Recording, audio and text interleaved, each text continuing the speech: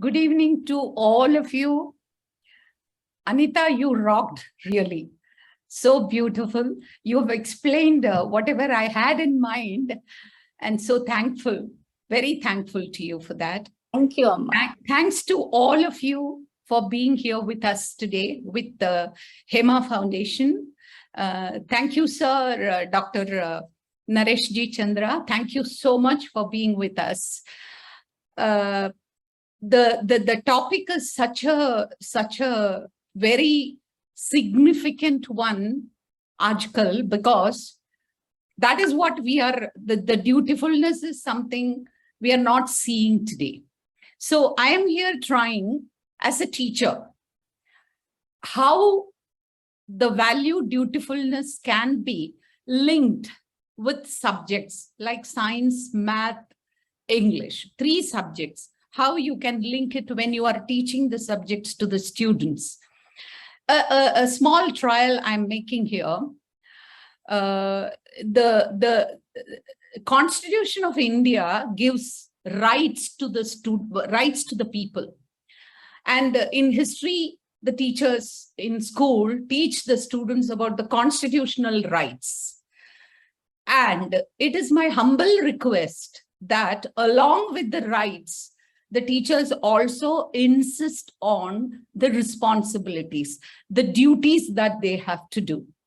This is one of my requests in the very first point I would request you to do, and I'm sure schools must be doing that. Before I get into the actual kind of dutifulness, by law, one has to do one's duty. That is why the title legitimately dutiful. It is expected of all of us to do our duties. Now, duty to oneself is there. I have certain duties to myself, which is an Atma Samarpan. I have to. I have duty towards my others, other people.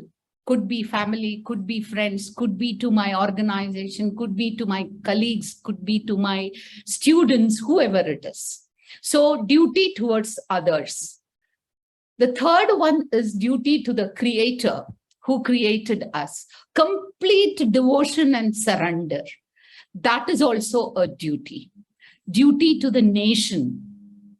Patriotism. Janani Janmabhumischa Swargadapi Gariyasi. Whatever said and done, the motherland is higher than or greater than anything about, like heaven or anything you call it. It is Swargadapi Gariyasi. So very important and significant. And then we have our duty towards nature. The nature where we are living, actually nature is living in us, in the form of the Panchabhutas. So we have a duty towards nature. So we have such several bifurcations of duty.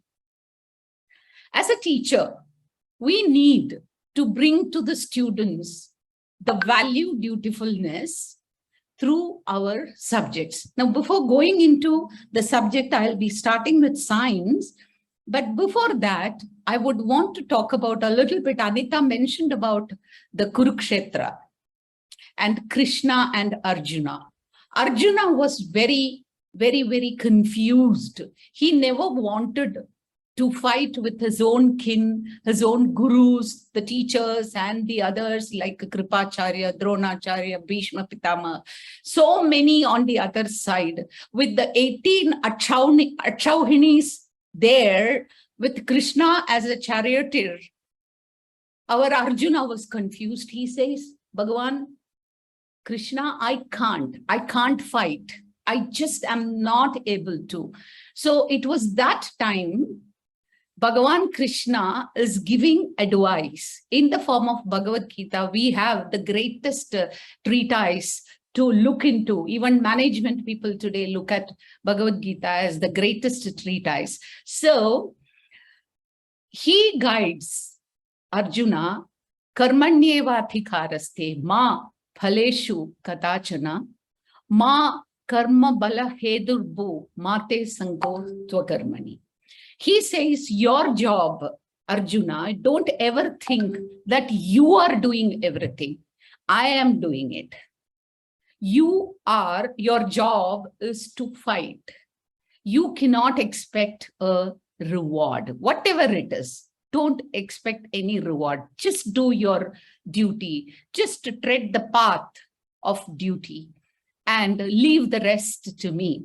So he was hinting at a particular word in Bhagavad Gita, nishkama karma, without expecting anything, complete surrender to the duty that you are doing. Kuch bhi hone do, you are doing your duty. And that is what I would call as the highest form of dutifulness. And that is what, as teachers, you will have to imbibe in all your students. Now, coming to science, now, even before that, let me also say something about the soldiers who take care of our borders. Now, when they take the oaths, soldiers take an oath, knowingly very well that any time they can be dying. They can be dying. So here, just a minute.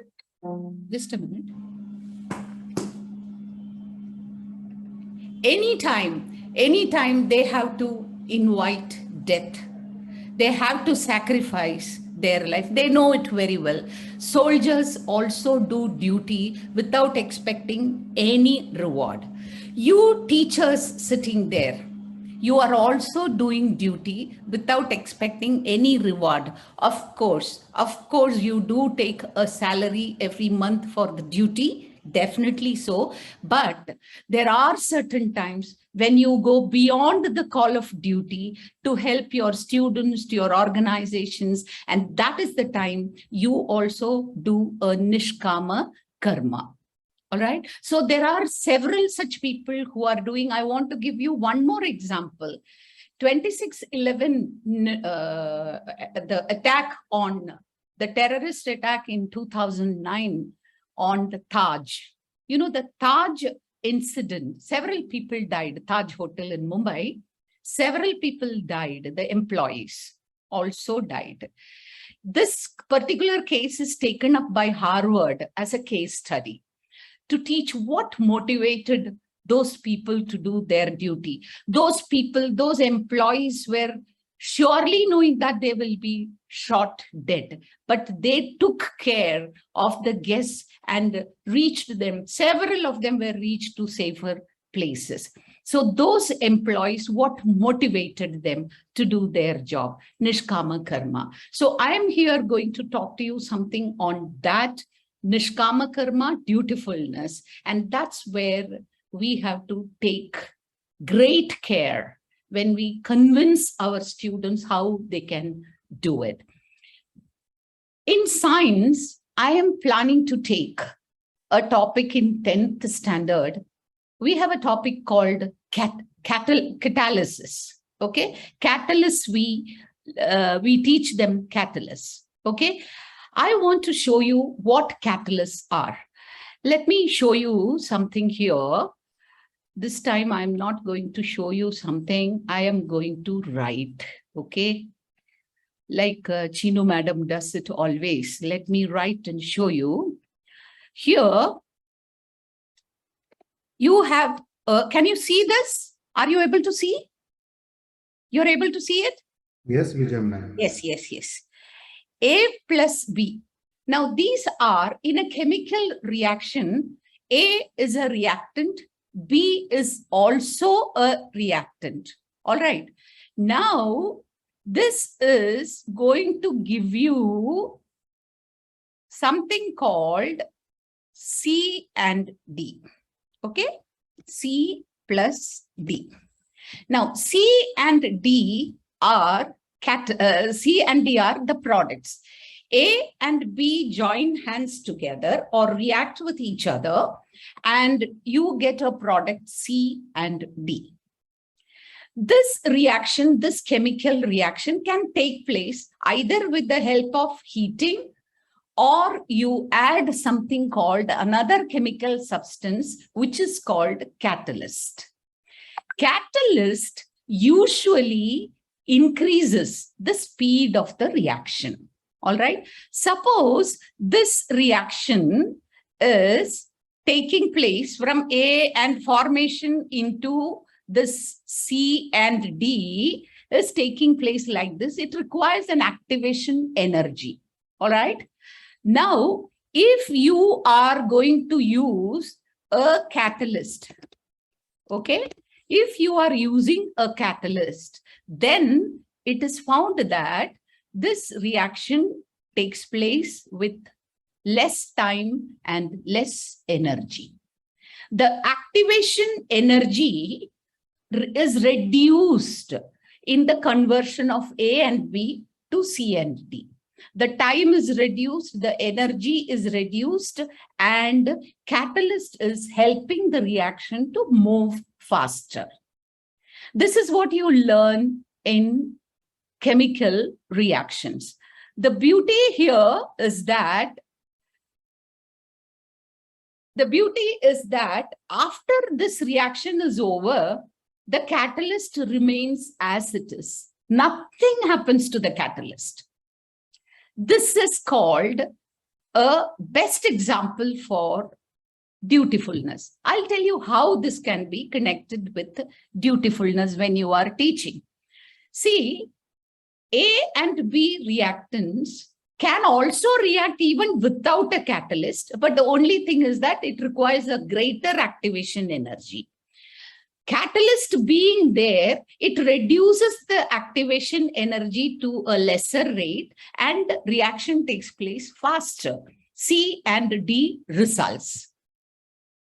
You have plenty of examples in common life, in daily life. How is it? How are you finding this catalyst? You know, in many of our industrial processes, ammonia is produced like that. Haber process is there. Haber processes nitrogen and hydrogen react with each other to give you ammonia in the presence of iron. Iron serves as a catalyst. So what does this iron do? Iron facilitates the reactants nitrogen and hydrogen to combine quickly and to result in ammonia, correct? In contact process, which is the preparation of sulfuric acid, they use a catalyst called vanadium pentoxide. Now, vanadium pentoxide is also a catalyst, and that helps the reaction to take place faster and very, very less activation energy. Okay, so what is actually happening here is that in all these cases, they're all daily. Sulfuric acid is used in a daily purpose in our disinfectants, and ammonia is also used industrially, a very important product for us. So many examples are there. Now, coming back to, there are other biocatalysts also. Now, what are these biocatalysts? Biocatalysts are otherwise called as enzymes or even hormones, all right, within the body, like hormones like pepsin, trypsin. What do? They help when we eat food, they interact with the food, splits the protein into smaller segments and helps digestion. So these biocatalysts are also doing work within us. Are we able to see the biocatalysts? No, but they exist. They do help the body within our own body. So biocatalysts are also there, a kind of helping our own body. External catalysts are also there. They also help chemical reactions to take place faster. How do you link catalysts with the dutifulness?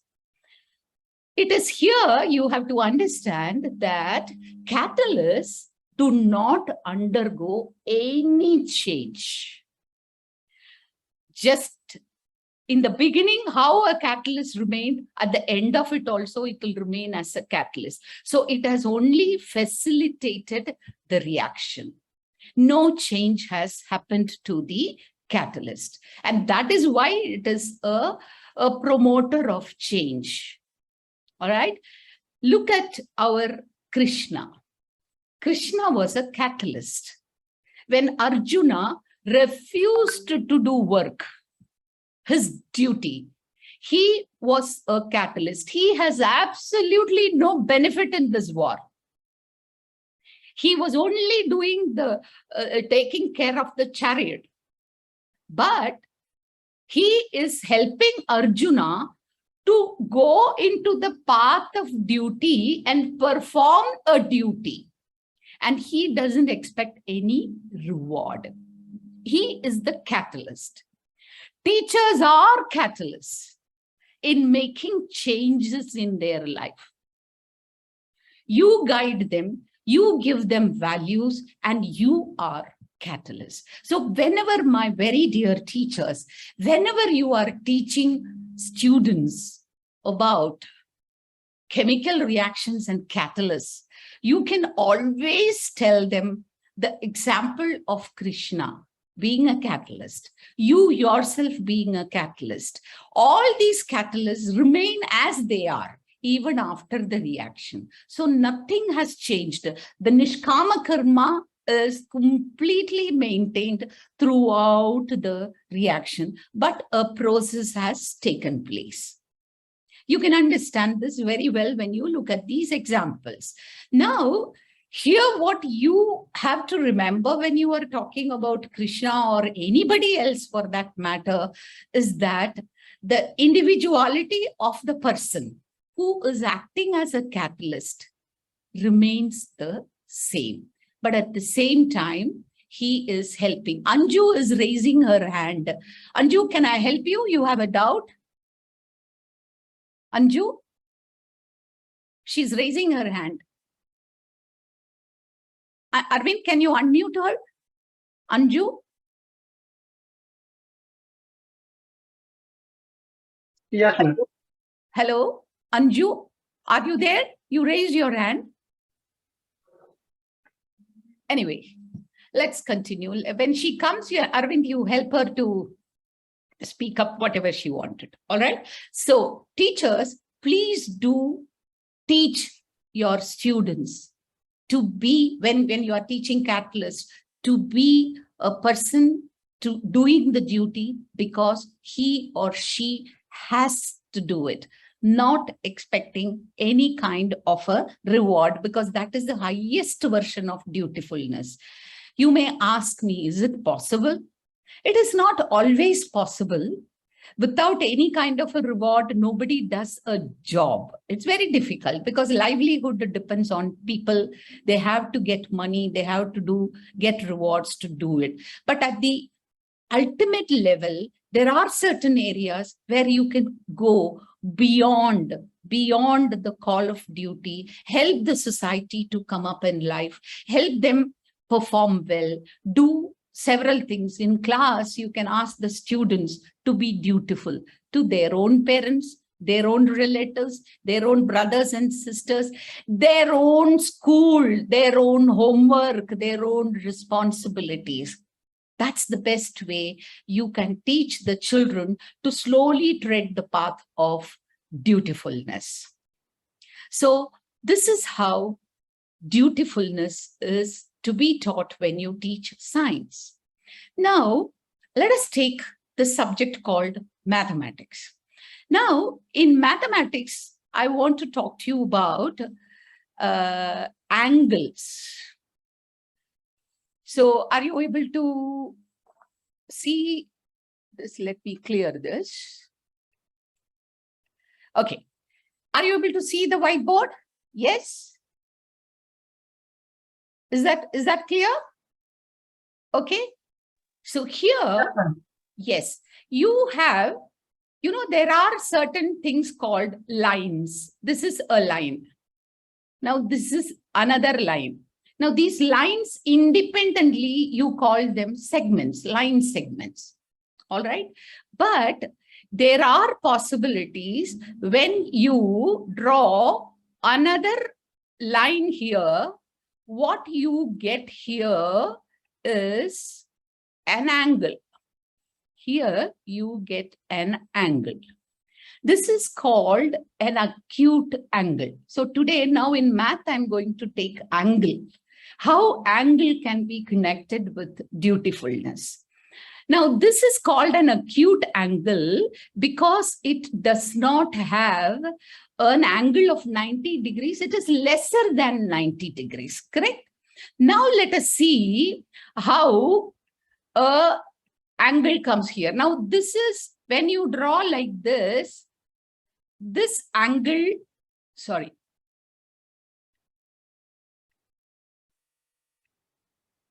This angle is called right angle, 90 degrees. All right, this is 90 degrees.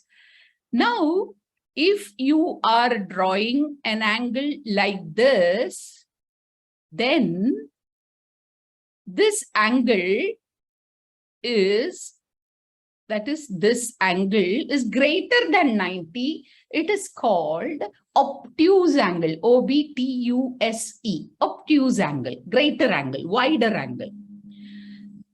If this is a straight line, continual line, and then what you are doing here, when you draw like this, it is 180 degree, which is a straight angle. Now, when it is completing a full circle and coming here, then it has completed 360 degrees. It is a full angle. So this is how we teach the students in 9th standard about acute angle, obtuse angle, you straight angle, full angle. Sometimes you show reflex angle also, which is greater than 180 degrees, but lesser than 360 degrees. Now, when you teach all these angles to the students, you may wonder how I can teach the students about value of dutifulness. Let me tell you how it is possible.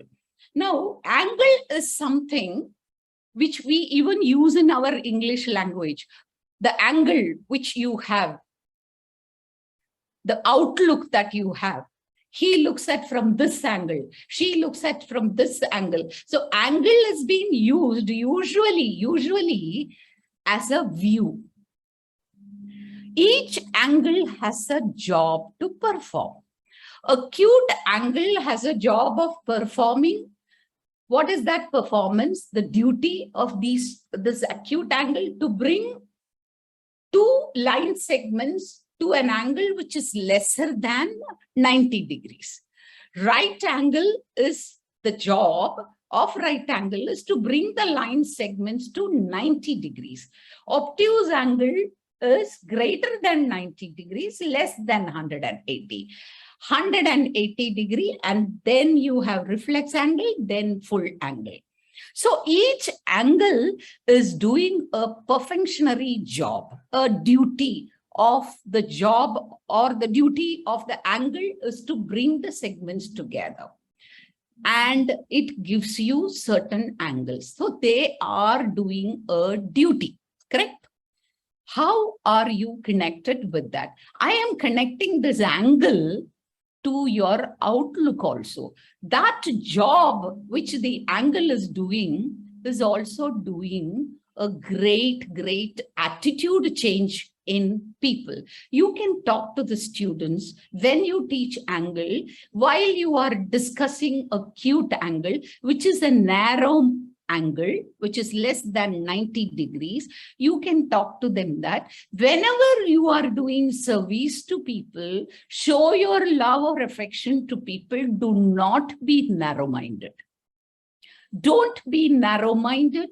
At least you be straight, like a right angle, or a straight angle, open transparency. When you are working in your office, your organization, a straight angle. And when you take a full circle and take a 360 degree, it is a complete surrender to the divine. Surrender to the divine. You reach where you started.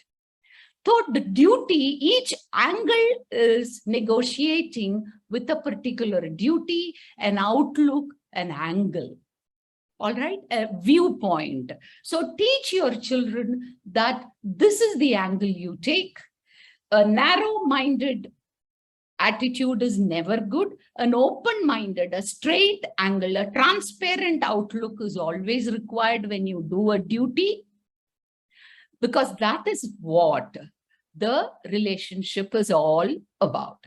So when you teach angle, this is how you can bring in the dutifulness. How will you teach with the children in this particular case angle? You can call the students to the forefront near your table.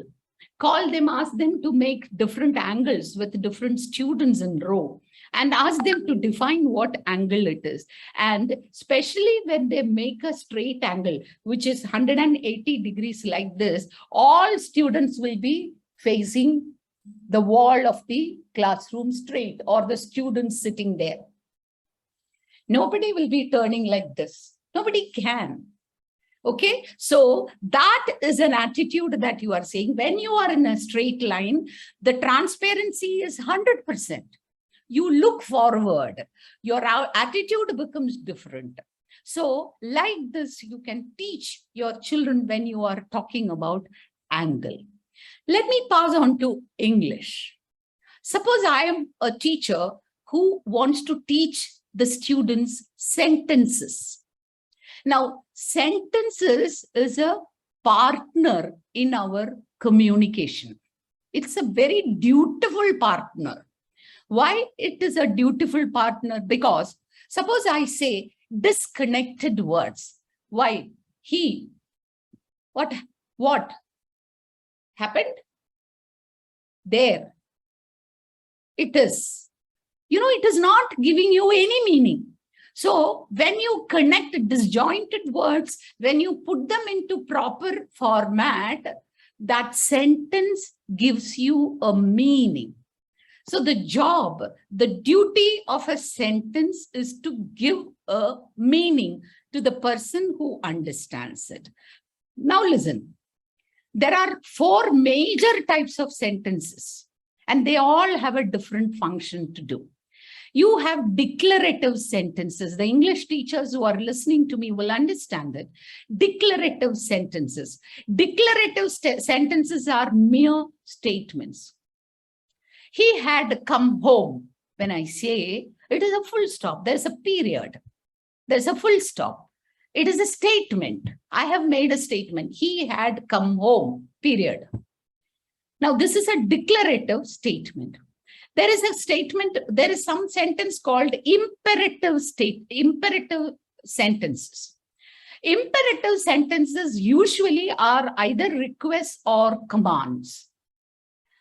Suppose your principal tells you, teachers, you go to the 9th standard and handle that substitution class.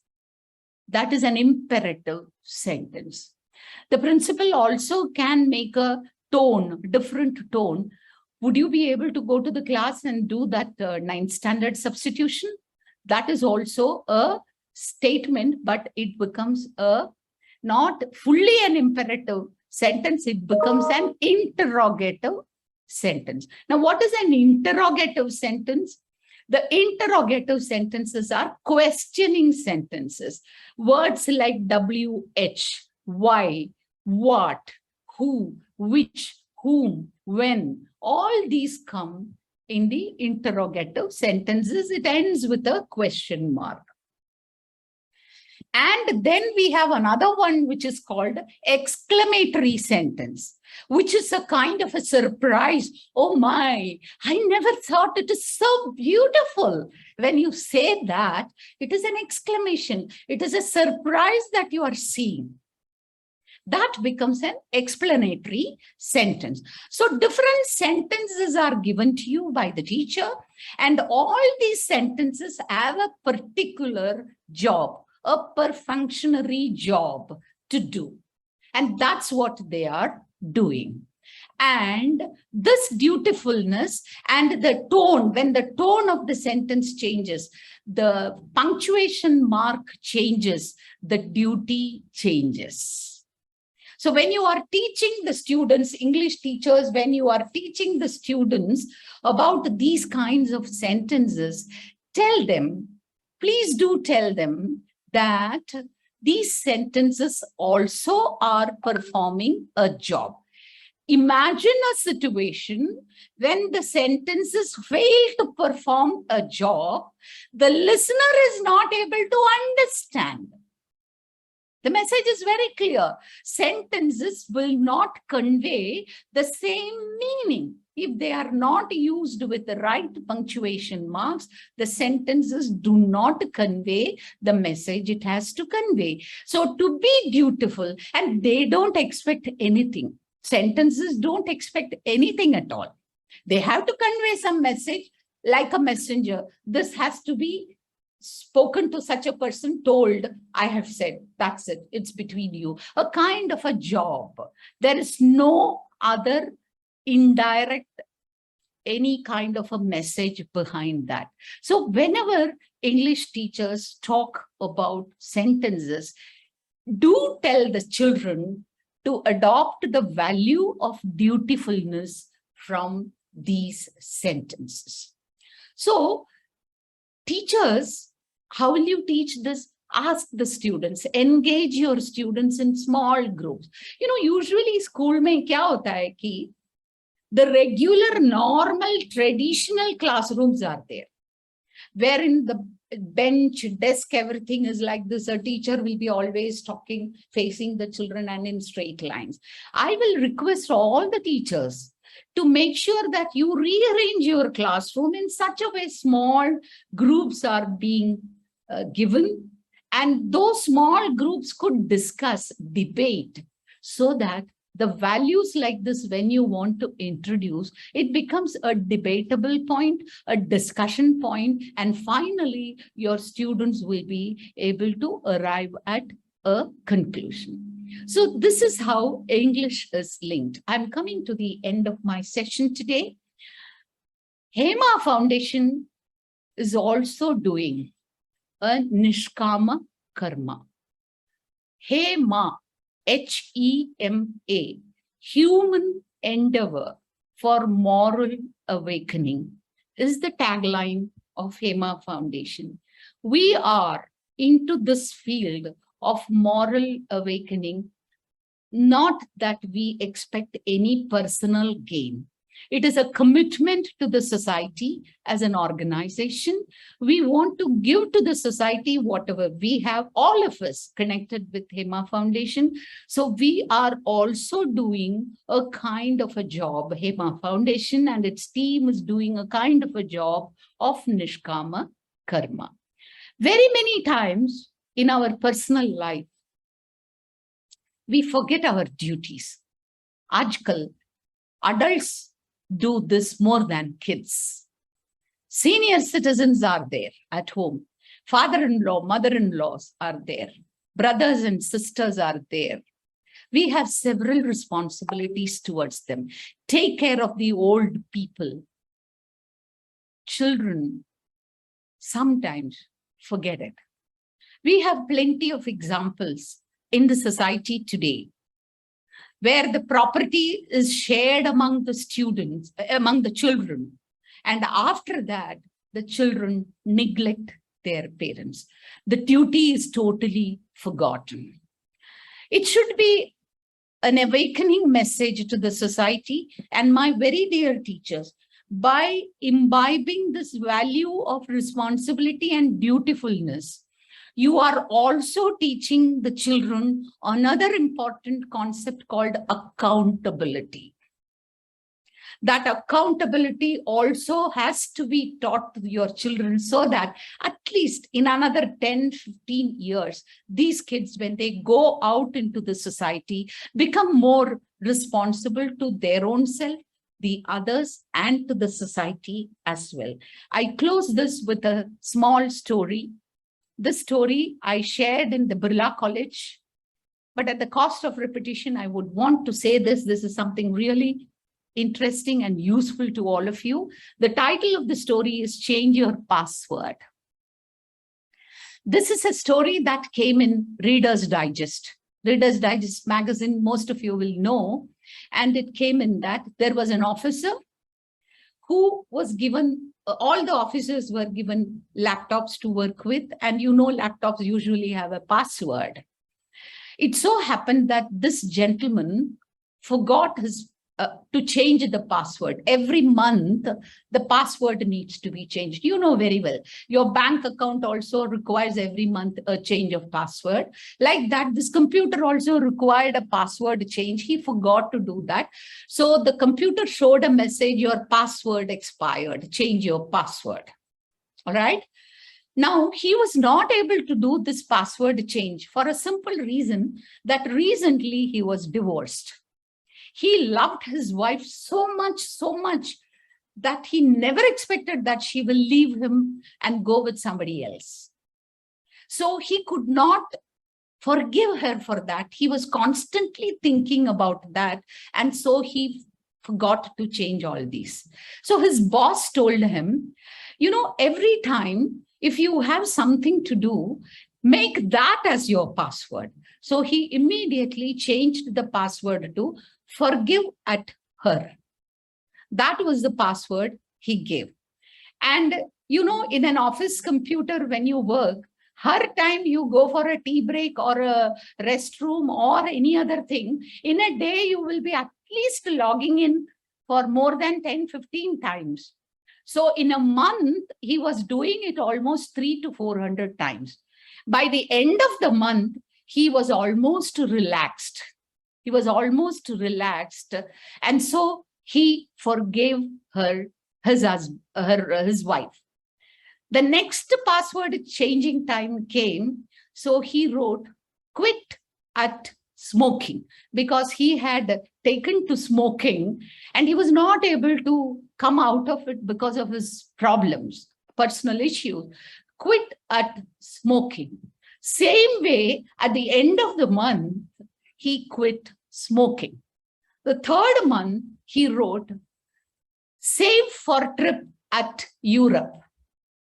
He started saving money for Europe trip. At the end of the month, he saved money. He went for a trip. Our duties also could be used as our passwords. Change your password. It will change your life. Every duty, every responsibility that we need to do, which we keep forgetting, note it down in one of your small pocket books as your duty, and every month change that. At the end of the day, end of the month, or end of the year, you would have done it.